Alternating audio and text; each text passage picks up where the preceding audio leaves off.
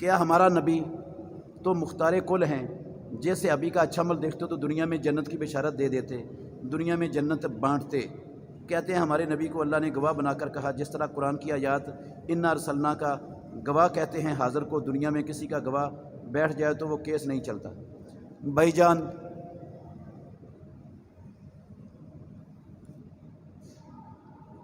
محمد الرسول اللہ صلی اللہ علیہ وسلم اللہ کے بندے تھے، اللہ کے نبی اور رسول تھے، خاتم النبیین تھے۔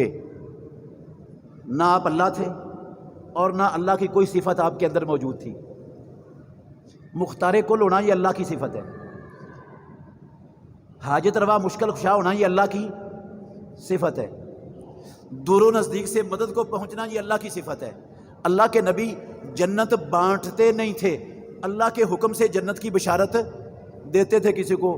اللہ اپنے نبی کو بتاتا تھا کہ اس کو جنت کی بشارت دے دو، وحی کر کے، تو پیارے پیغمبر اس کو جنت کی بشارت دے دیتے تھے۔ یہ اللہ کے نبی کی وحی سے ہوتا تھا، اللہ کے نبی اپنے پاس سے جنت بانٹتے نہیں تھے۔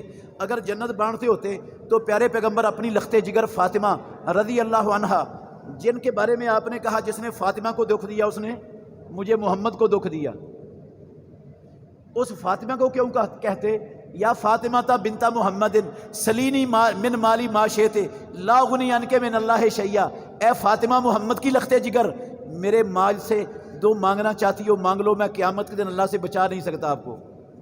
جو مشکل کشا ہوتا ہے وہ اپنی لخت جگر کو یہ کہتا ہے